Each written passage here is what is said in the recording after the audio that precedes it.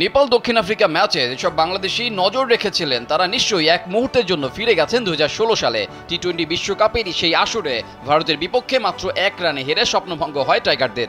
বাজে আম্পায়ারিং এর শিকার হওয়া বাংলাদেশ সেই ক্ষত আজও ভোলেনি। যদিও শেষ ওভারে মুশফিক রিয়াদের অমন বিলাসী শট হারের কারণ, তবুও পক্ষপাতমূলক আম্পায়ারিং এ ছিল ওই ম্যাচের টার্নিং পয়েন্ট। এবারে টি-20 বিশ্বকাপের 31তম ম্যাচে শনিবার ভোরে মুখোমুখি হয় নেপাল ও দক্ষিণ আফ্রিকা। টস জিতে শুরুতেই নেপাল ব্যাটিংয়ের আমন্ত্রণ জানায় প্রোটিয়াদের। এই ম্যাচেই প্রথমবার মাঠে নামেন নেপালের তারকা ক্রিকেটার সন্দীপ লামিচানে। শুরুটা বেশ নড়বড়ে হলেও সময়ের সাথে সাথে প্রোটিয়াদের চেপে ধরে নেপাল। লামিচানে কোনো উইকেট না পেলেও করেছেন বেশ টাইট বোলিং। একমাত্র ওয়ালটন এসি দিচ্ছে 1 বছরের রিপ্লেসমেন্ট গ্যারান্টি এবং কম্প্রেসারের 10 বছরের গ্যারান্টি। অপর পাশ থেকে উইকেট তুলে নিয়েছেন কুশাল ফুটেল ও দীপেন্দু সিং।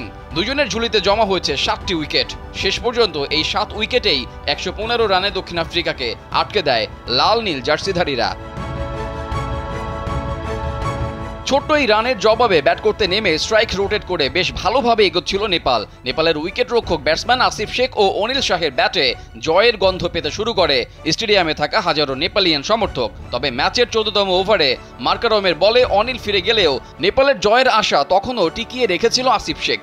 কিন্তু 18তম ওভারে আসিফ শেখ আউট হলে নেপালের জয়ের আশা থেমে যায়। শেষ পর্যন্ত টেল এন্ডাররা ম্যাচটাকে শেষ ওভারের শেষ বল পর্যন্ত নিয়ে যায়।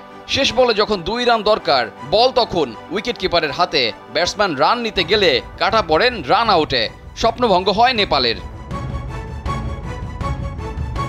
প্রায় একই রকম ভাবে 2016 সালে ভারতের বিপক্ষে সেই ম্যাচে বাংলাদেশ হেরেছিল মাত্র 1 রানে। শনিবার নেপাল দক্ষিণ আফ্রিকার কাছে একই ব্যবধানে হেরে বাংলাদেশের সেই পুরনো ক্ষত মনে করিয়ে দেয়। তবে নেপালের এই লড়াই মনে রাখার মতো।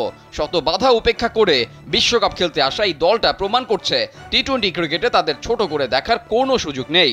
আর সাউথ আফ্রিকার সাথে ম্যাচে নেপালের এমন দাপুটে পারফরম্যান্স কিছুটা হলেও শঙ্কার কারণ হতে পারে বাংলাদেশের জন্য।